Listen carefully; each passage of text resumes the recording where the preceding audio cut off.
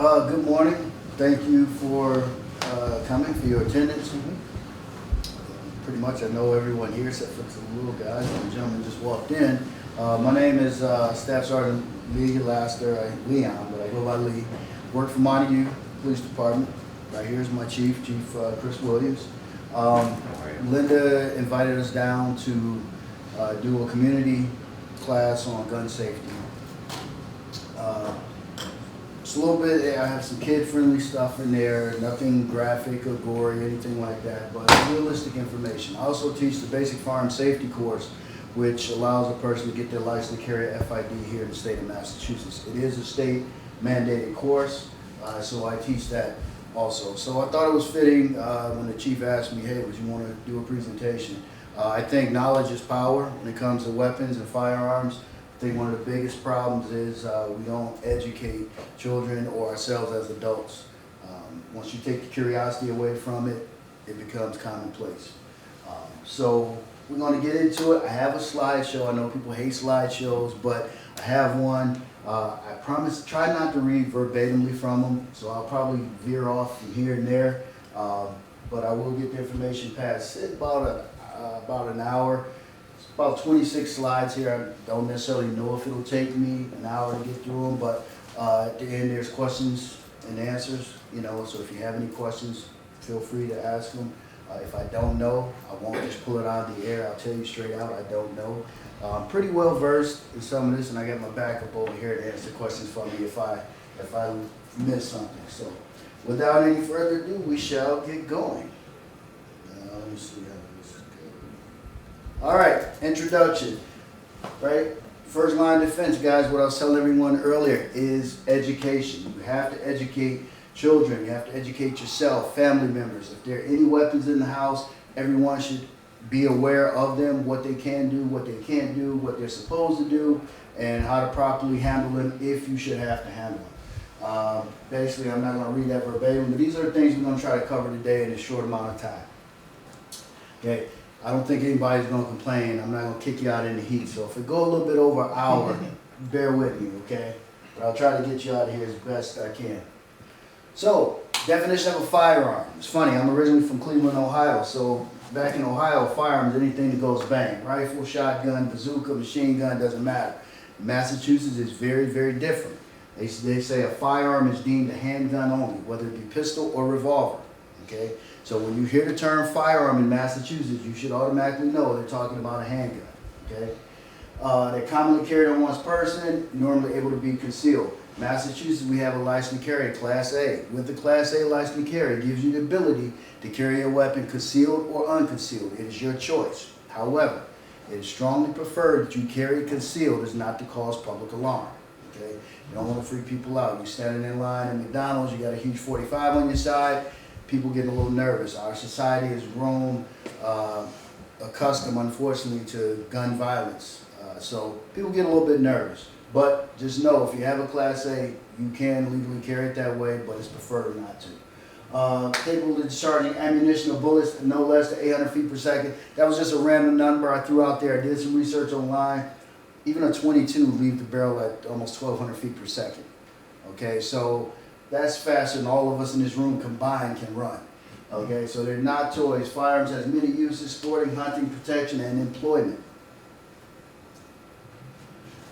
Gun law, we just talked about it. So LTC is required to purchase and possess a handgun in the Commonwealth of Massachusetts. You have to take a state mandated course. Once you get your certificate, you go to apply at your local police department, you go through the process, and you get your license to carry issued. FID covers rifles and shotguns. Okay, all too often people get them confused. I hear a person saying, oh yeah, I got a new 9mm, I got my FID, and I'm hearing that. I'm like, wait a minute, either he has a license to carry and he's calling an FID, or he legitimately has an FID and he's breaking the law by being in possession of a handgun. Chances are it's the first of the two. He has a license to carry, but he thinks they're one and the same, and they're two total different license classes. Okay. There is a list of crimes that, probably as long as I am tall, we don't get crime specific, but 3 major crime categories that will definitely get you excluded from obtaining an LTC or an FID in Massachusetts is crimes that involve convictions of drugs, alcohol, and violence. If you get a guilty conviction on any of those three, and there's some other ones out there that doesn't necessarily fit in this realm, but those are the three big ones. Okay, so if you happen to have been a naughty person at one time and you got a guilty conviction on that, chances on you getting an LTC or FID probably slim to none. So your whole Second Amendment right is gone. Okay, there is an appeal process, but it takes time and it's probably costly. Okay, so I tell people the easiest way to get around that is don't get in trouble. Okay. And the quick coverall for that is if you're found guilty for any crime that's punishable by more than 2 years in the House of Corrections. They've changed the laws a lot over the years. So if you had an OUI, and I don't know, so they changed the law back in 1994. If you had a drunk driving after 1994, you can't possess anything.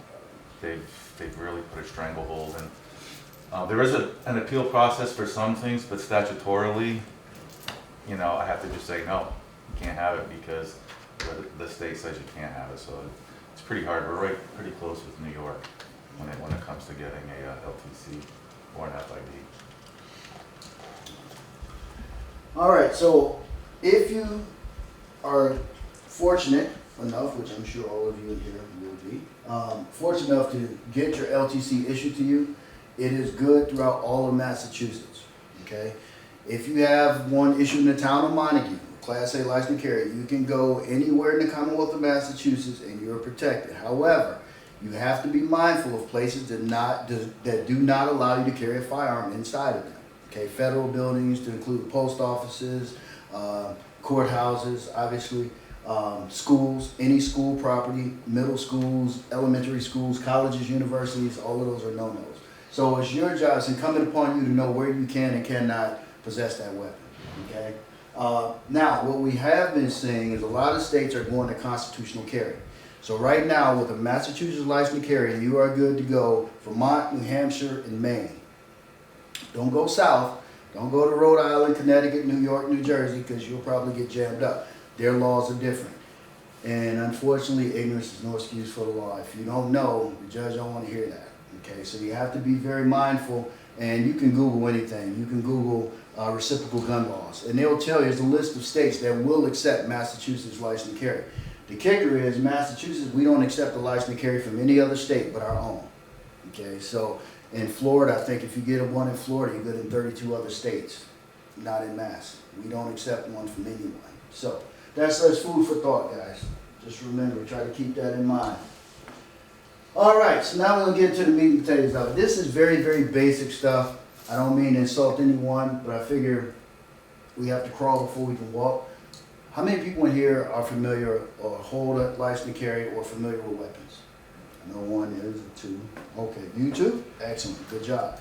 So, the reason why I say education is paramount because we hear a lot of people saying stuff like, oh, guns are evil and guns are bad and guns kill people. I don't agree with that. I don't like that statement because if you say guns kill people, then we have to say that pens make people misspell words and cars make people drive drunk, right?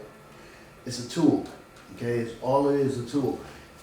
The person who handed in, those are the intentions. That's when bad things happen. If you have bad intentions, you have a firearm, bad things will happen. If you have decent or good intentions, nothing bad will happen. So it's kind of basic, right?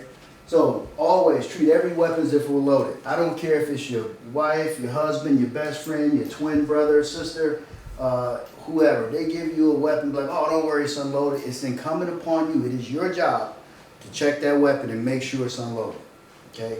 Because, again, I don't believe in accidents when it comes to firearms because there's a thought process that goes with everything we do, right? From tying our shoes, making a cell phone call, anything we do, we have a thought process. So if you're following the rules and doing what you're supposed to do, you will never, ever take a person's word for it and just assume that that gun is unloaded. Now, we've run into this pretty much with semi-automatics because they have a magazine. It's a lot of guys all the time, they'll drop the magazine, like, oh, it's unloaded. How do you know? Could there not be one in the chamber? Absolutely, right? So things like that we need to be mindful of. I'm going to show you a little bit later how to form a check to make sure if the weapon is loaded or not. A person should never take another person's word for it, as I already said, regardless of who it may be, and it's always your job to make sure that weapon's unloaded.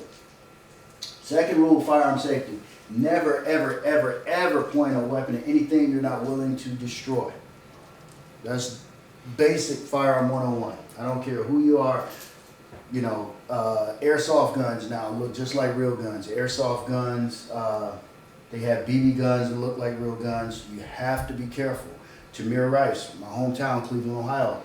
I think, what was he, a 12-year-old kid, 14-year-old kid? Got shot and killed by the police because he had a gun waving it around, and when they roll it, it looked like a real gun. So there are a lot of replicas out there and things like that. Doesn't matter. If you've ever had a gun pointed at you, it's not a really good feeling. Even if you know it's a toy gun, it's still unsettling. So I would just implore you, never point a gun at anyone, right? Firearms can be enjoyable. Target practice. You say you hunt? Well, I don't do anything, I'm just familiar with them. Okay, all right, well, that's good. But at some point, you probably want to target practice, maybe go hunting, maybe want to get a job as a police officer or security or carry a firearm, right? So there's other things to do. We automatically go to that dark place when we hear gun. We automatically go to death and destruction. It's not the case, okay? It doesn't have to be the case. Society puts that shadow over, but we're going to try to get away from that, right? Whenever you mishandle a firearm, serious bodily injury and or death can happen. Again, back to the education part. My son, who's now 12, I've been teaching him and his sister since he was 5. Sat him down, gave him a question. What prompted me to do it? Every time I would come home, he would touch my duty belt. Dad, is that your gun? Yes, Cam, stop. Dad, is that your gun? Yes, stop, you know. And he kept doing it, you know, he was fascinated by it. And I'm like, how can I get this kid to quit touching me? Duh, teach him about it. Tell him, take the mystery away from it, right? Once you take the mystery away from it, he never touched my gun again because he knew what it would do, how it operated, what it was used for, what could happen if you play with it.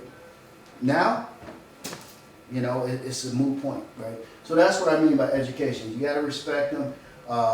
Just like anything, you know, people, you know, harp on guns, but a lot more people are, you don't hear about it, but a lot more people are killed by edged weapons and knives every day, you know, so it's one of those things we have to be mindful of. Pointing a loaded firearm, unloaded firearm, replica, BB gun, airsoft at a person in jest or jokingly is never okay.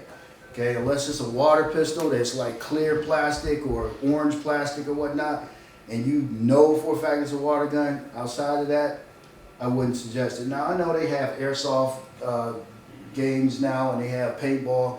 That's a different realm.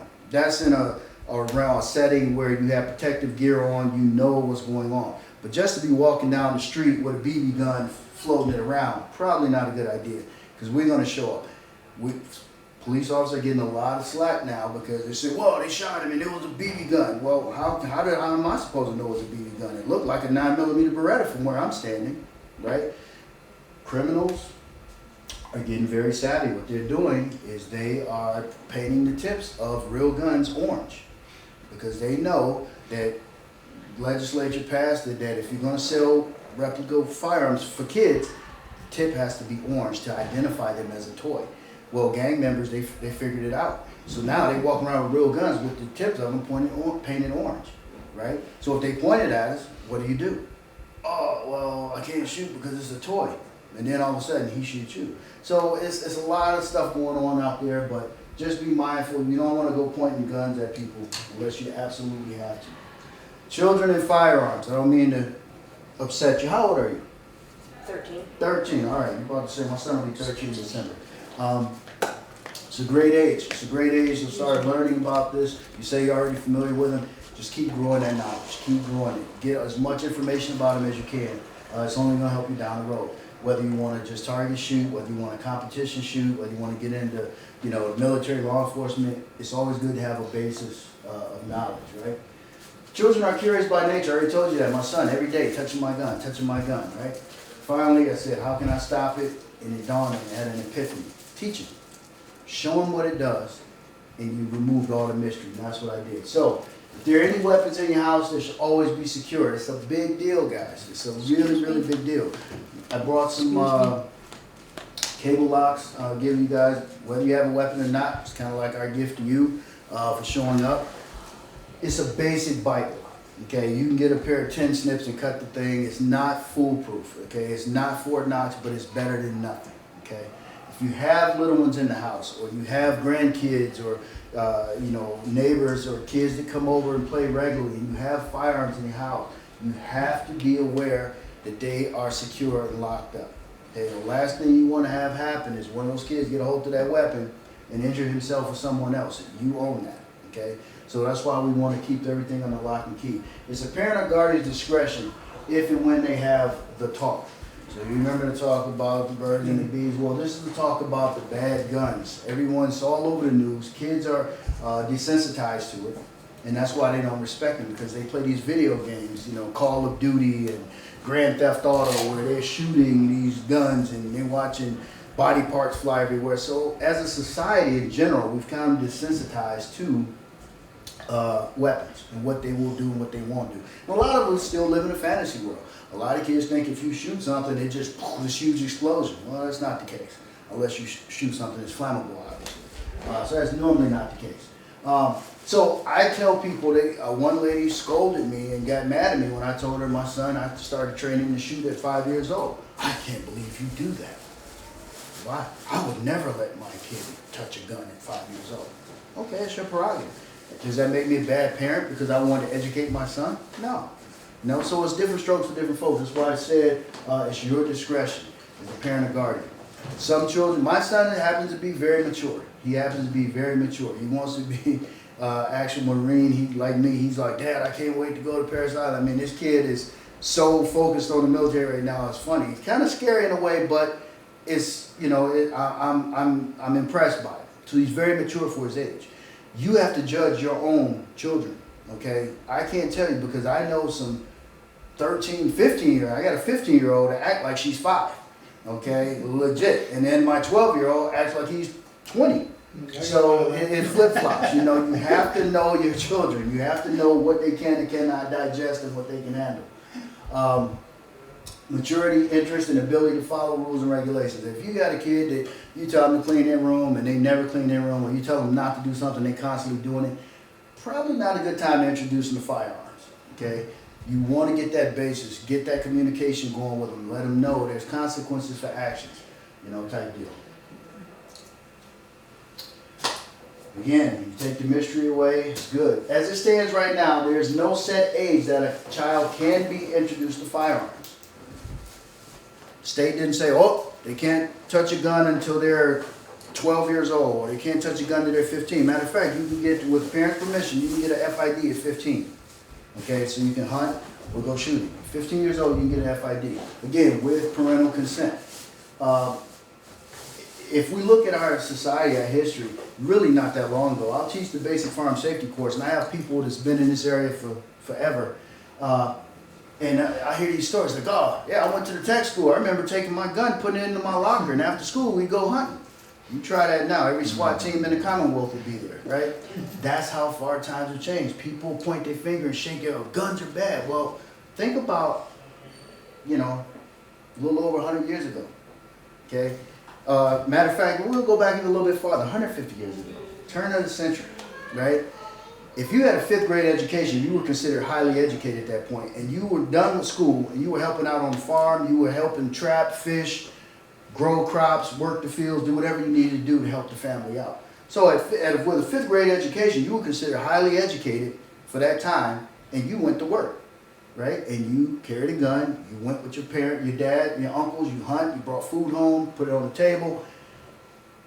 That was a way of life for us. We never had a problem with guns until, I'd say, the past 30 years, 20, 30 years. Things have exploded, and we took a hard left. Don't know if we'll ever get back on track, but that's where we are right now.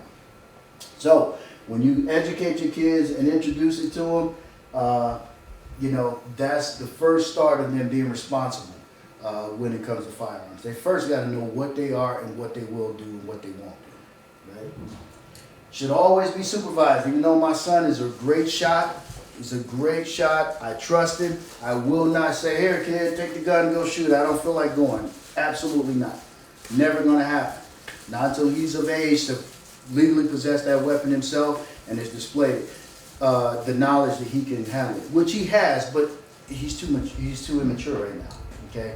And I don't mean that in a bad way, but, we have to give some variance there. But Never ever let the kid be unsupervised. That goes for BB guns also. Because my grandmother used to tell me, I don't mind the devil's workshop. If you gave me a BB gun at 12 years old, there wouldn't be a window on the street. Because that's what we do. That's what kids do. We get into things, right? So we want to supervise them to make sure they're not getting into anything they shouldn't be. Okay, what's going on here?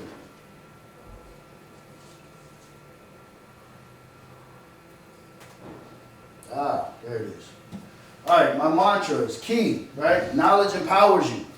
Knowledge empowers you. I can't stress that enough. You have to learn. Gun laws have changed. Chief just told you.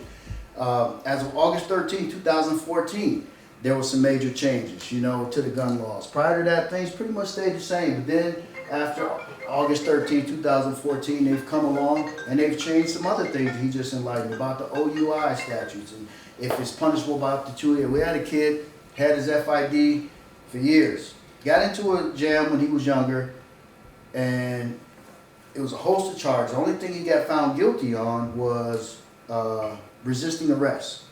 Okay? That's the only thing he got found guilty on. I think he paid a fine, slap on the wrist, no big deal. He had his FID all the way up. Time to renew it, he gets denied. He's like, why am I denied? Well, they reclassified resisting arrest.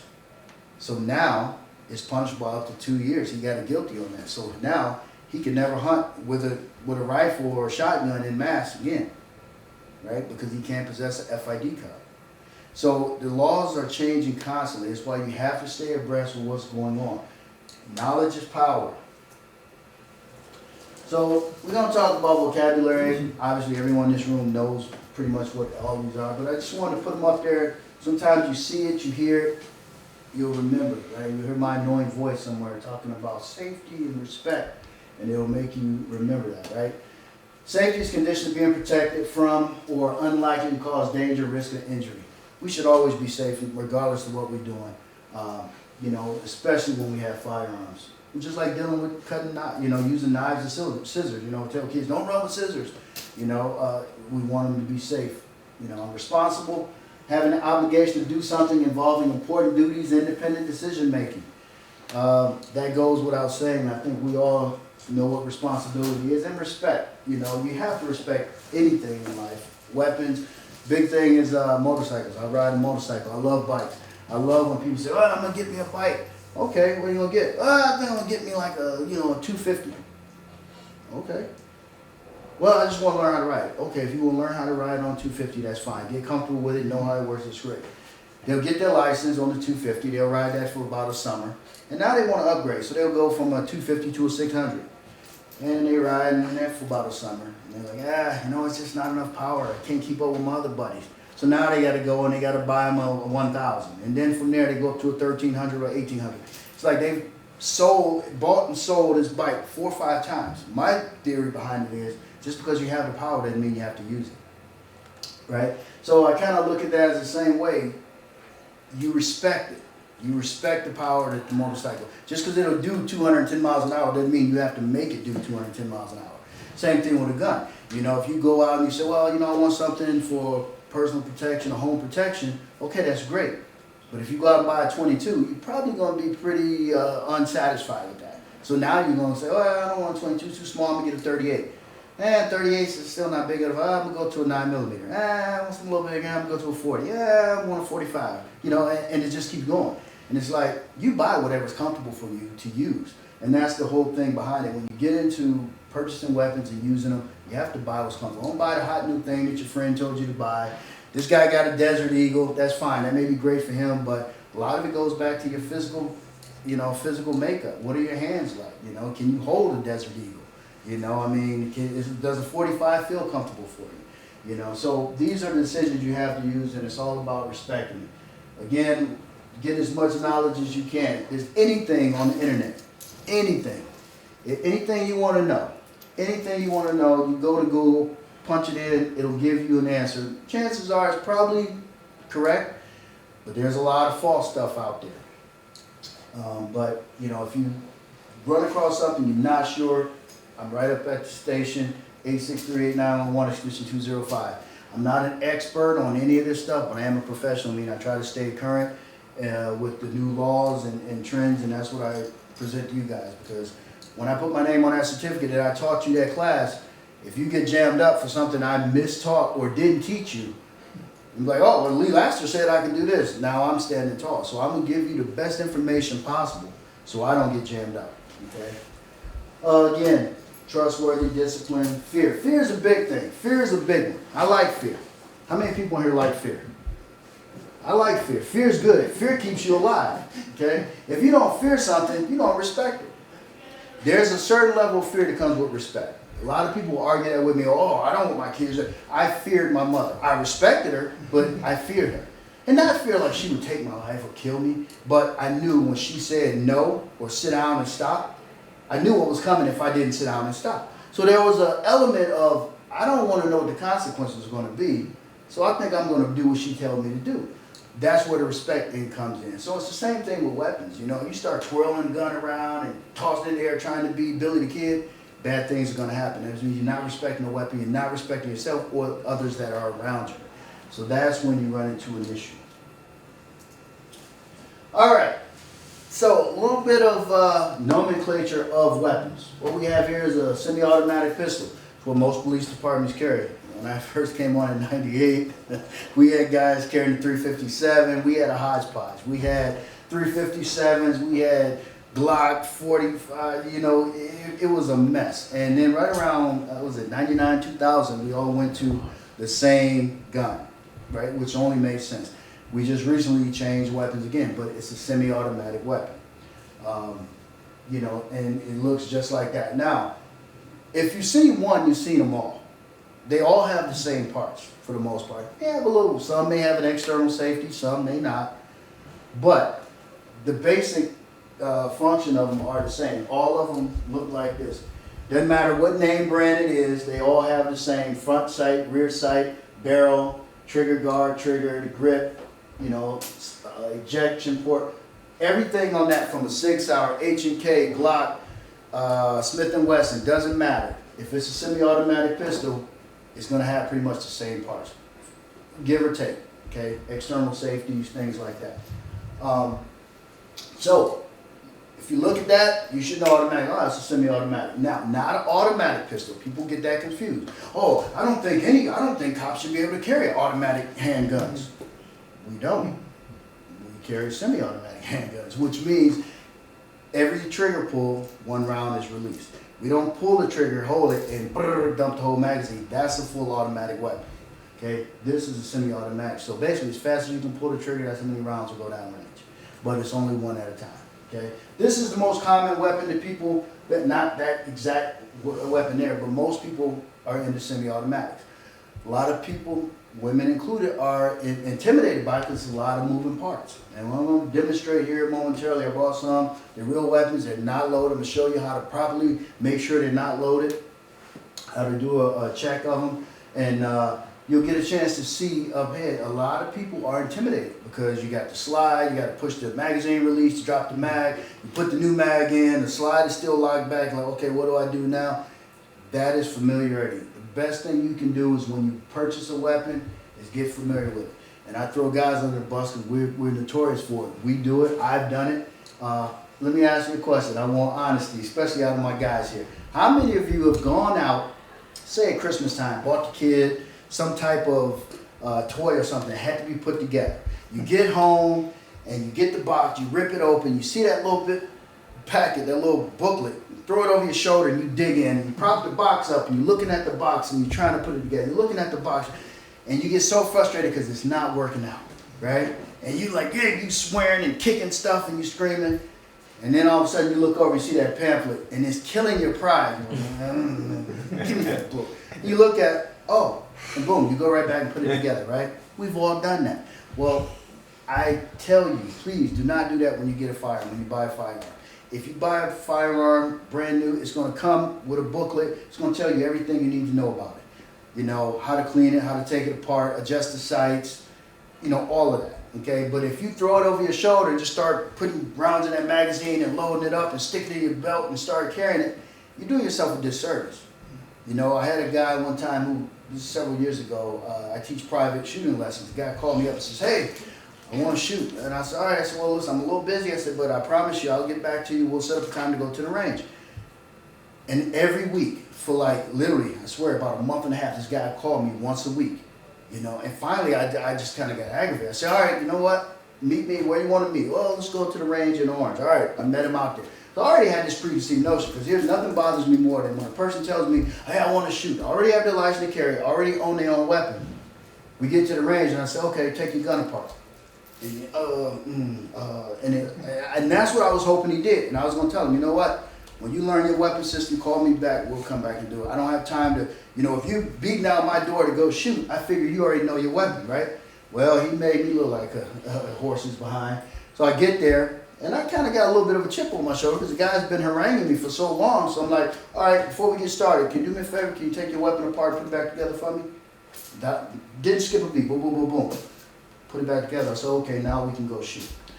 That's huge. You know how many people I come across don't even know how to take their gun apart to clean it? That's a problem, right?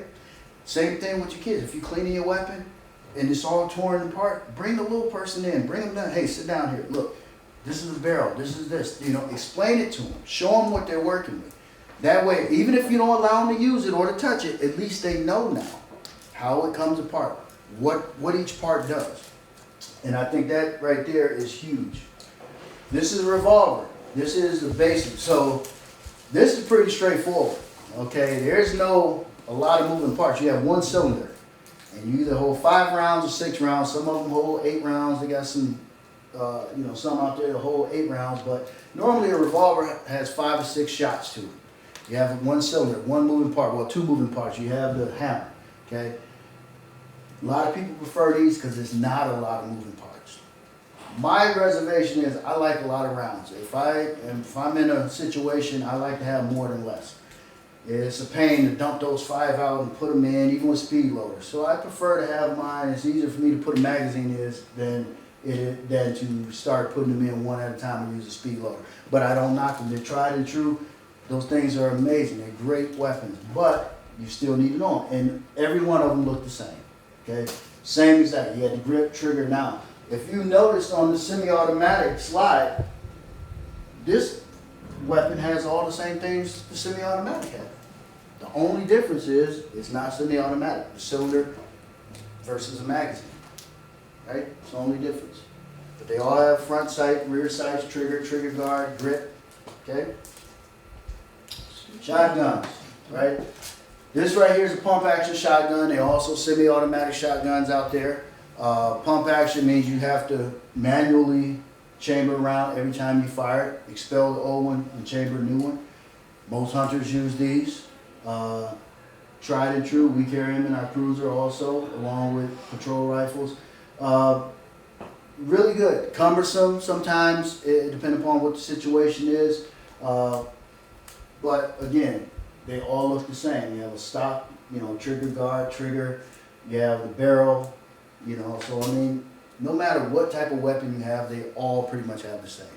I think it's good for you to be able to identify them just by sight, knowing, hey, that's a shotgun right there. You may not know what caliber looking. I can't tell you if that's a 12 gauge or 16. I can't tell you by looking, but I can tell you it's a shotgun. And that's what you want. You want to be able to look at something and tell, okay, that's a semi-automatic right there. Well, that's a revolver, That right there can tell you, do you know anything about revolvers? And if you identify that as a revolver and you don't know anything about revolvers, then you're probably going to leave that alone because you identify as a revolver, but I'm not really comfortable with it. I don't know a lot about them, so we'll leave them alone. Same thing with a semi-automatic. Okay? If you're not familiar with it, you're more likely to either get educated before you mess with it or you're just going to leave it alone altogether. Bolt action rifle, again, most commonly used by hunters. If you look at those parts, the exact same as the shotgun, as the revolver, as the semi-automatic. Okay, just a different version. Yes. Excuse me? Yes. Sorry to interrupt. No. I just want to thank you. I got an appointment around 11 I'm late for, so. Oh, I'm sorry. Well, thank you for coming. Thank you for coming out. This is a wonderful thing you did. Well, Good to thank see you, you. Lee. You likewise. You take care. Have a great day. Excuse me. Stay warm. Stay warm. That was Nice and cool in here. Yes, it is. Thank you, Lee. You're welcome. All right, guys. So we're gonna talk about proper storage. What we got for time? Oh yeah, we're good. I talk fast, don't I? Is that good or bad? I don't think I talk fast. People listen slow. But at any rate, we're doing really well here. So I told you earlier, Massachusetts. So there's a huge misconception going around, and this is normally for adults. A lot of people wonder every single gun in your house have to be under lock and key. Every single gun. It's not true. However, weapons that are stored or kept must be secured. My weapon never sees the inside of my gun cabinet if I'm with it. Okay? That's what the law states. As long as it's under your direct control, you're fine. But you can't leave it on the kitchen table and go downstairs to do laundry. Now that's an unsecured weapon. Little person's in the house, they get their hands on it, bad things happen, you're going to stand tall for that. So we want to be mindful of that. But guys say, well, my gun cabinet's downstairs, my bedroom's upstairs, the bad guy breaks in, he's between me and my guns, that, And I looked down and said, that didn't make any sense. Misinterpretation of the law. Not misconception, misinterpretation of the law. He really felt that every single gun he had to be secure.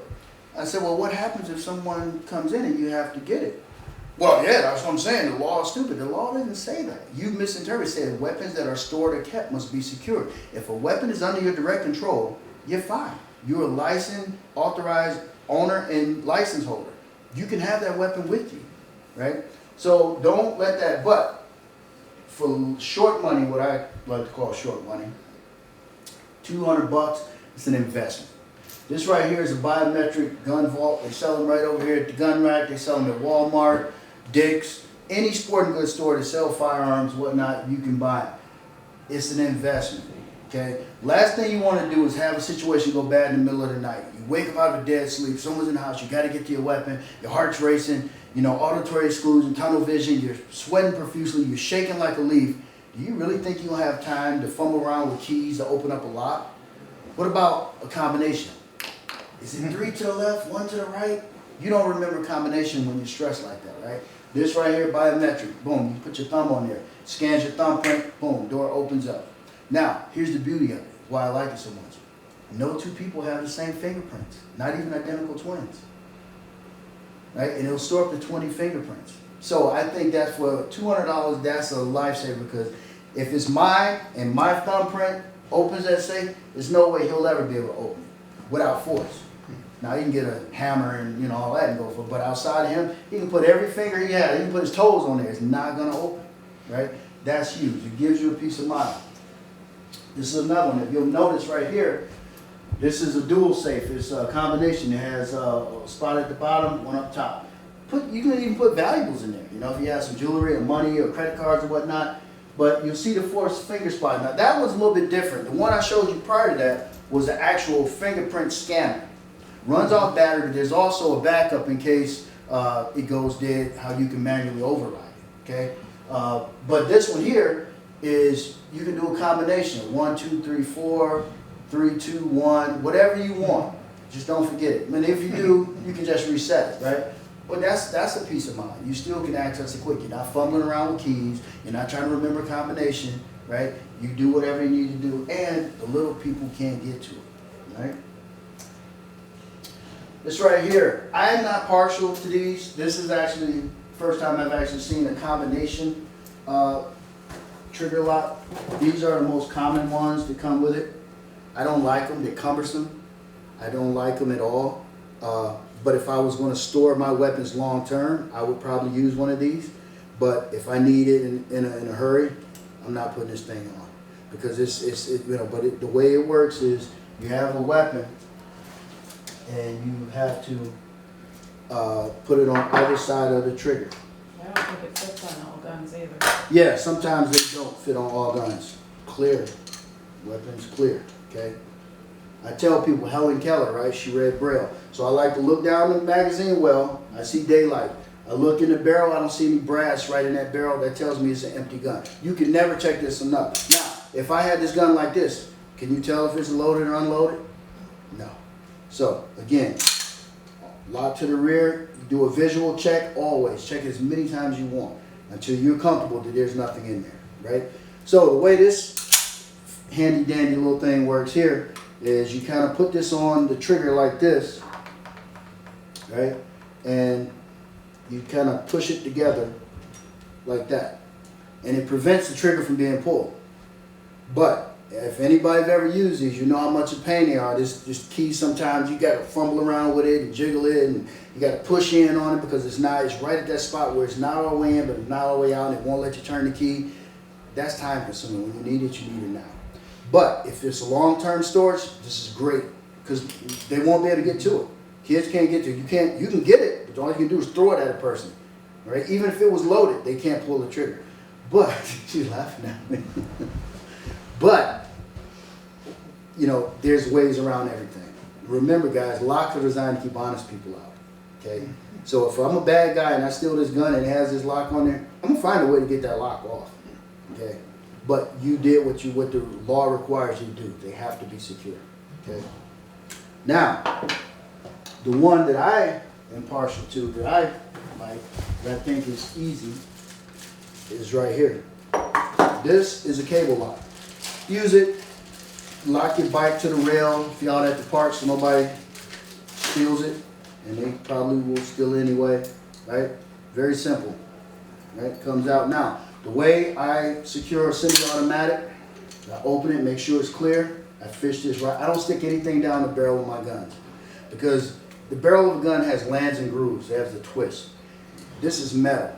Now, I don't think it really, and this is coated, okay? This is a plastic coated, but the tip of this is metal. Metal on metal is not good. I don't like anything going down the barrel of my gun because it could screw up one of the lands and grooves and throw the flight path off of the round when I go to shoot. I don't like that. So, very simply, I fish it right down the magazine well, okay? Just like that. I bring it around and it's locked. Now, firing pin won't engage. You got that right there. Long-term storage. Even short-term storage, okay? Better than nothing. I prefer this over that. Your choice, okay? You choose whatever you like to use for storage. That's totally up to you. I'm just showing you what works. Now, this works on shotguns, rifles, okay? Revolvers, all that, right? Now, this is my baby here. It's my pride and joy. Clear. Okay? 357 Colt Python. Clint Eastwood's. Yeah, pretty much. His was a 44 Magnum. That's 357. It's a little smaller, but still get the job done. It's a revolver, right? So, this trigger lock will work on that, right? But again, I don't prefer that. I prefer to use this here. So to show you how you secure a revolver. Again, it's a long barrel. It's an 8-inch barrel. I don't want to be shoving this down that barrel, right? Stick it right through here, right? Right through there, and you secure it. Now, well, normally we'll secure it. But look, I can't close that. This gun will not, the trigger will not fire unless that cylinder is perfectly in place. Okay? Again, a way to properly store it, long term or short term. Okay? So revolvers can be used, these can be used on revolvers, any weapon you have. Shotguns, they have a trigger guard. You can use this right through the ejection port on a shotgun. Comes right out where the you load the shotgun shells at. Okay? And again, that's what it looks like with a semi-automatic. Fish it right down the magazine well in the ejection port. All right, we'll talk about some reality real quick. All right, reality versus fantasy when dealing with weapons is very important. Reality is firearms and weapons can cause death. Let's not tiptoe around it. Let's not be politically correct. They can cause death. No other way around it. However, we don't always like to go to that dark place. Anything can cause that. Cars can cause death, knives, anything can cause death. But when we're talking about firearms, we want to be that much more aware of what we're talking about, what we're doing. Reality is once a person's dead, they can't come back to life. A lot of kids don't believe that. They play so many video games. They die in the video game, they hit reset, pop back up. I got a full clip and I'm going at it. It's not the way it works in the real world. Okay, it's not the way it works. Okay, firearms and weapons can pass through closing walls, windows, and doors. So you got to be mindful. If you have an accidental discharge, which we don't even call them that anymore, it's a negligent discharge because that means you were negligent in the operation of that weapon and caused it to go out. Most commonly, it happens with men. The two things that are normally required to have a negligent discharge. There's men involved, testosterone, and booze, alcohol. Those are the two things, right? It goes off. Hopefully all you did is put a hole in the floor, killed your hot water heater, and be embarrassed. Worst case scenario, you injured a passerby or your neighbor's sleeping child. You own that.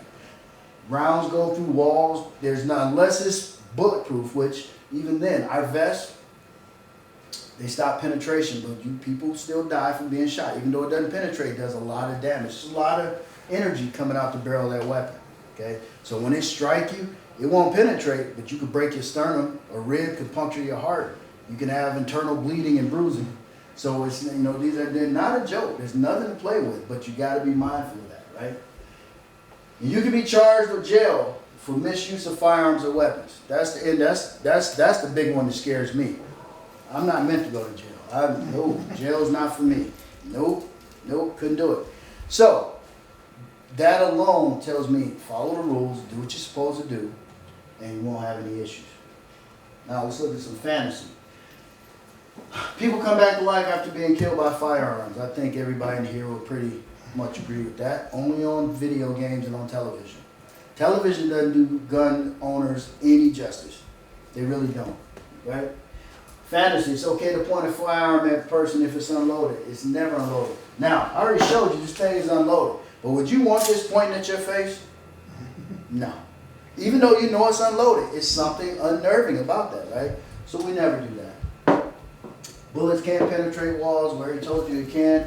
You won't get in trouble if you accidentally discharge or fire a firearm. Yes, you will. Okay? Yes, you will. If you have an accidental discharge and the cops get called, we show up, chances are we're going to confiscate your weapon and your license and we're going to criminally charge you. Hopefully you didn't hurt anyone, but just by you discharging a firearm within 500 feet of a dwelling or building in use is enough. And you're not showing good, suitability. You're not suitable. If you are, and I love this one. Oh, I was cleaning my gun. Ladies and gentlemen, newsflash. If this gun is loaded, it's no way I can clean it. It's not possible. It's not possible.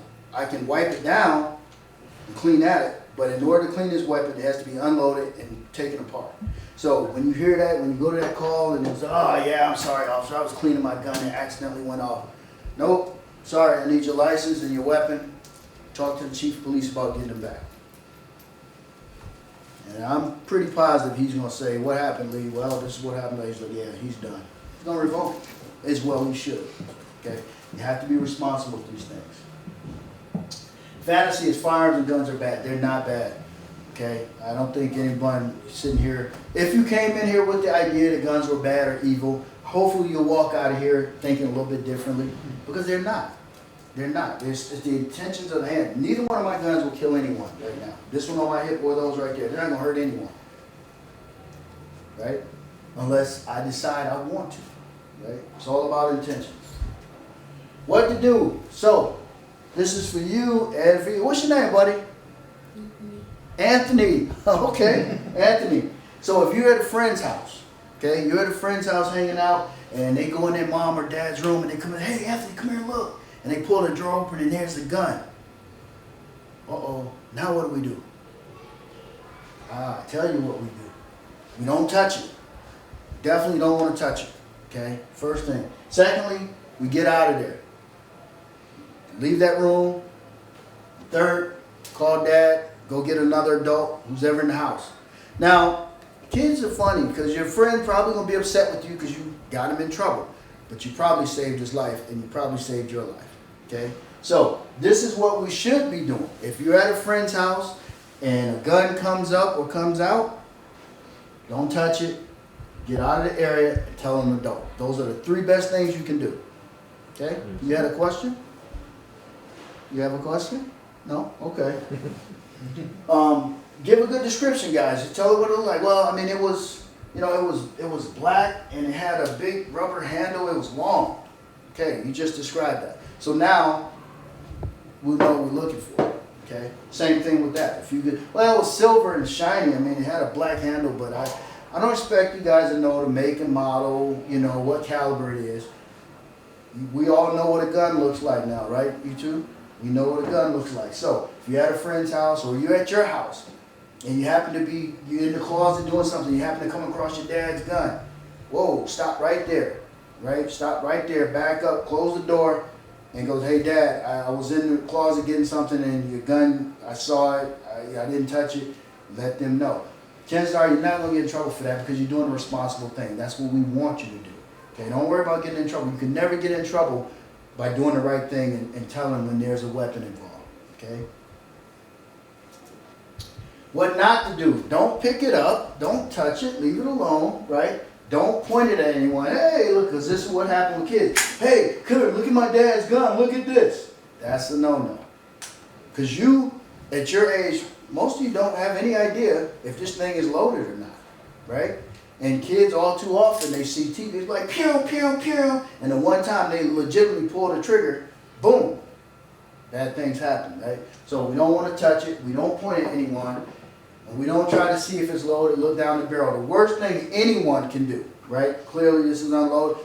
This just doesn't look good. This is not how you check to see if a gun is unloaded. You don't do it. Gunsmith, if there's a lodge in the barrel, they have special equipment or vice or something they use to punch that bore the barrel out. You don't see a gunsmith going like this, oh yeah, something's down there. That's not good, okay? Last but not least, do not fail to tell an adult ASAP. Don't worry about getting in trouble. Don't worry about getting your friend in trouble, them calling you a snitch or you're a rat or you told on me. You probably saved their life or someone else's life, and that's what's important. Right? In conclusion, if you follow the rules and points made, you will never have an accident with a firearm. If you learn to respect the weapon, you will learn that the weapon is a tool. It's no different than a carpenter. I love my cops, guys who be like, oh yeah, I'm not really a gun guy. Well, that's like a carpenter saying, I don't really like hammers. Right? I hear it all the time on the range. Yeah, I'm not really a gun guy. Okay, you probably chose the wrong profession. Know your weapon. Know your tools of the trade. We're cops. It's unfortunate we have to carry guns, right? But we do. So you want to be proficient, you want to be knowledgeable with it, right? Guns themselves do not hurt or kill people. It's people that cause guns to hurt or kill people, right? So a few myths and there's some facts, right? Myth: children should be kept away from guns for their own safety. That's kind of a double-edged sword the way that's written, right? I didn't write this obviously, but the myth. I say it's a myth because when you say, don't touch, guns are bad, don't touch them, and that's all they hear, what are you doing to them? You're building up that curiosity. How's the saying go? Curiosity killed the cat. Now they want to get it. They're like, ooh, I can't wait. When she turn her back, I'm going to grab that gun and see what it is. Don't do that, right? Don't do that. Don't tell them to stay away from, explain to them. One of the things I did with my children, I made it a point, because my mom used to do it to me. Well, Mom, why? Because I'm your mother and I said so. That didn't really answer my question, right? Don't be that person. If they ask, well, Mom, why can't I touch the gun? Well, because. Sit them down and have a conversation with them. If it's a self-teaching moment like that, when they come to you and ask you, that's the door. The door is wide open. Just like with the birds and the bees. You know, when they ask you that one question that make you uncomfortable, when they talk about guns, well, why can't I shoot? The door is open. Choose your words wisely, but I suggest you walk in and you give them the lesson that they need to learn. Fact: 0% of children that get guns from their parents commit gun-related crimes, while 21% of those that get them illegally do. Now, somewhere somebody did this study, and I don't know, I didn't do the study, but I kind of agree with that. Because if you sit your kid, like my son, I sat him down, I explained it to him, I've let him shoot, he sees what the power it possesses, what you can and cannot do, he respects the weapon. The likelihood of him going out now, getting a gun illegally and committing a crime, probably slim to none. Not saying it's impossible, but it's slim to none, right? The studies have shown that. In fact, children that acquire firearms illegally are twice as likely to commit street crimes than those that are given a firearm by their parents. Again, that curiosity. That's why you think that they get it illegally, because those are the parents. Why don't you touch a gun? Guns are bad. Don't even look at them. And they've been saying that for years. And finally, little Junior's 15 years old. He's feeling himself. He's like, yeah, man, this guy, Mom told me don't touch the gun. I'm going to go touch it anyway. I'm going to go get it. And they take the gun, put it in their pocket, in their pants, and they walk out in school or walk out in the street. and bad things happen. Because if they knew the proper way to handle a gun, what a gun would do, chance of them taking that gun are slim to none, right? Last but not least, we kind of covered this. In 1950s, children routinely played cops and robbers, had toy guns, were given BB rifles and small caliber hunting rifles before puberty.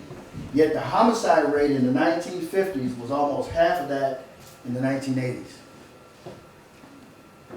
Kids had guns in the 50s, 40s, 50s, and even before that. We already talked about it. How is it possible with kids having guns, the homicide rate is still half that than it was in 1980? Now imagine what it is today, right? That speaks volumes. So it's food for thought. It's things that we need to think about, guys. Educate the young people. Educate them. Get them to respect it. Take them out. Let them shoot. Be there with them, right? It's your discretion. If you feel that, like I would never let my son shoot my .357. He's only 85 pounds. He's like this tall. Too much gun for him. Now, when he becomes 18 or 17 or he's bigger and stronger, he want to give it a shot, okay, that's fine. But I'm still going to be right there with him, right? So it's all about discretion. You know your children better than the most. You know what they can handle, what they can't, right? What their strengths and weaknesses are. Use that. And that's it. Look at that. Bam. Right on time. 11:32. Come on. Doesn't get much better than that, right? Doesn't get much better. So listen, I have time for questions and answers. I just want to show you guys a couple things before you go. So these are dummy rounds that aren't real. That's why they're orange. And the ones that look real, you'll notice they have no primer. They're hollowed out. These are training rounds. We're not going to be pulling triggers on anything. But this right here is a 9mm magazine. So the way you would load a magazine is, I tell people, flat side to the back, grab the round, put it here, and push it back. Okay? And it gets a little dicey, right? And it's difficult. You need hand strength. You're going to need hand strength, right? Dealing with any firearm. Then I get it. It's like a remote control, like a button. I'm pushing the button. I start it here with my thumb, push down, and slide it back. Okay? Grab the other one, same exact thing. Right? Load it to capacity. Once it's loaded, you put it in the bottom of the weapon, and you close this weapon. So if I did this, put that in, and close it, now there's one in the chamber. If I drop that magazine, is this gun loaded? Who knows? Well, you guys know because but if I gave you to say, don't worry, it's unloaded. This is what happens more often than not. Guys drop the magazine, blah, and they forget they have one in the chamber. Or they don't know if there's one in the chamber. And they give it to their buddy, oh yeah, don't worry, I unloaded. This doesn't mean it's unloaded. This means there's no magazine in it. So, take the magazine out, you grab that weapon like a slingshot, and you're going to snatch finger always off the side of the, on the side of the frame, always off the trigger. Grab it, and snatch it. Okay? And then you lock the slide to the rear. I love doing this on a hardwood floor or on a tile floor because it's nothing like the sound of hearing that round hit the ground. That ensures you, thank you, that ensures you saw it jump out and you heard it hit the ground. So you know that there's no round in there. But even seeing and hearing that, what do? I still do a visual check just to make sure. Okay. This one here, very simple, guys. These, one at a time. This is why revolvers are so slow, right? So you put them all in there, you close it up, right?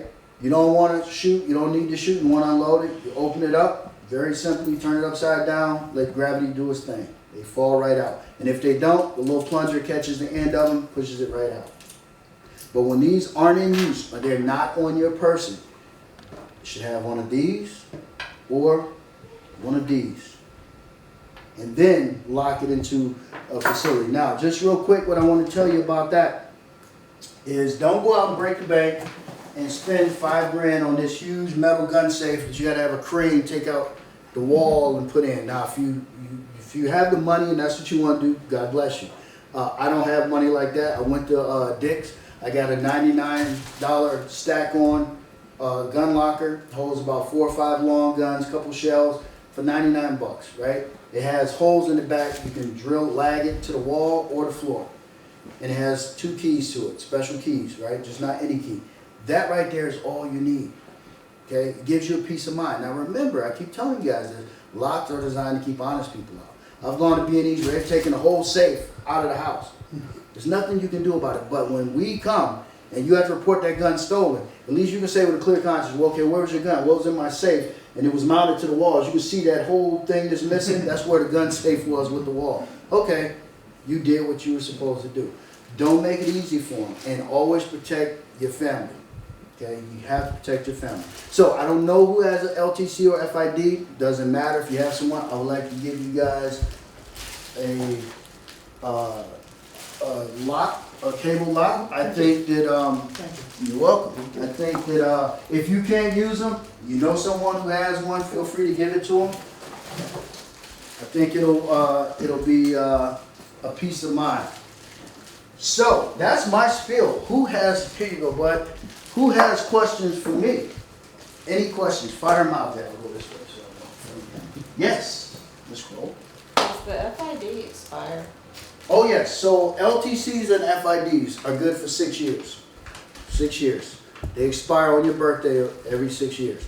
You have to come in. Now, as of August 13th, 2014, some things have changed, and that's one of the things that's changed. There's an indefinite grace period as long as you get your renewal application in before the current license expires.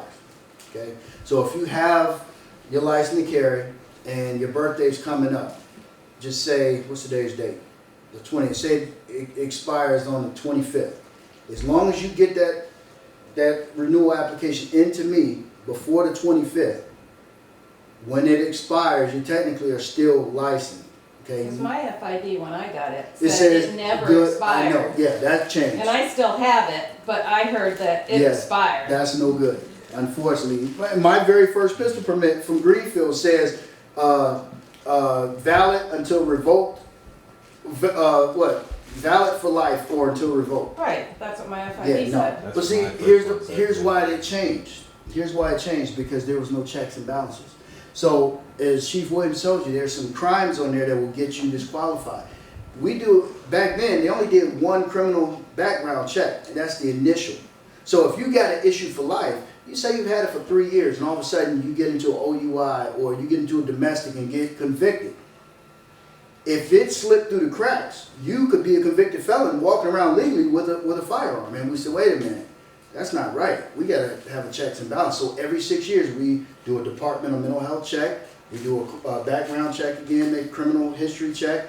We do the steps to make sure nothing has happened in those 6 years. If it is, and if something disqualifies you, you're going to get denied. But if everything is good, thumbs up, you're good to go. So that's why it's no longer issued for life, because there was no checks and balances. We legitimately had felons walking around legally with handguns because they had the card to show it.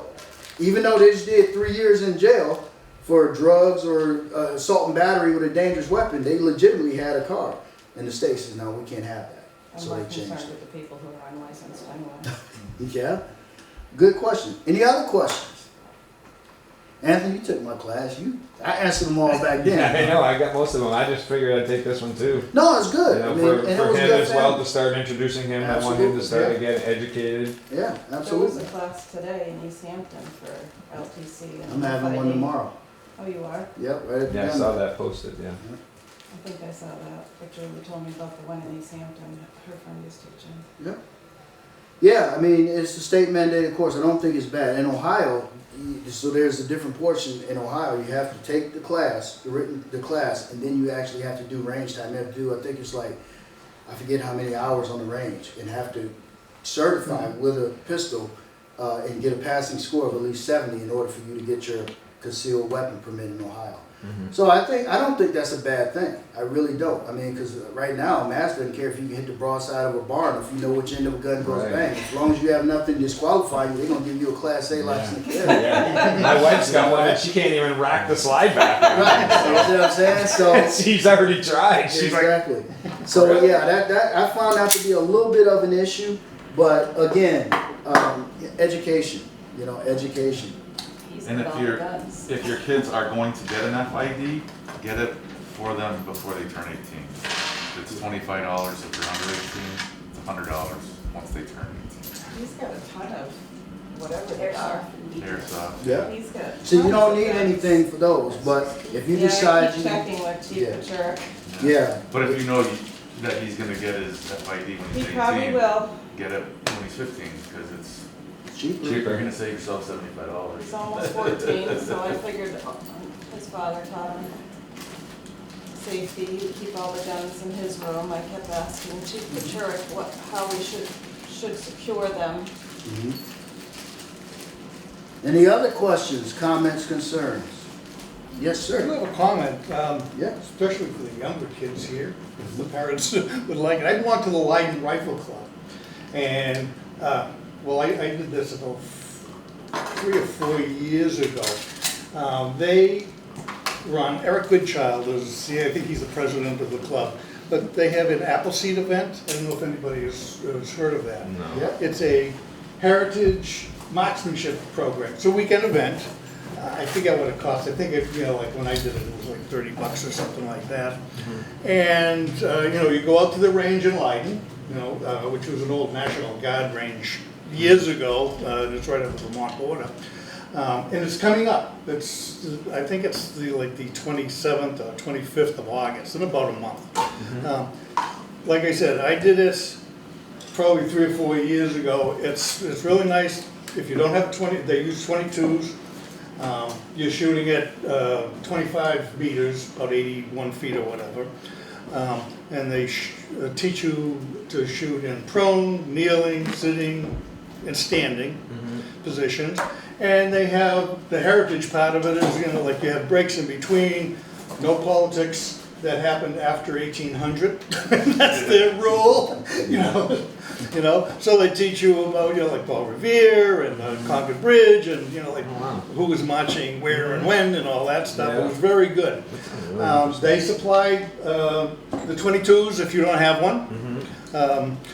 You could get information on the Leiden Rifle Club website, under schedules, you'll be able to find it and contact them. Like I said, I haven't, I don't have all the information now, it's just, and, yeah, kids, Is it when old I enough went to there, shoot oh, a yeah, gun too? yeah, Really? very well supervised, very strict, well regulated, if you want to put it that way, but, yeah, it's, they Sounds do, really interesting. it's very good, it's very good.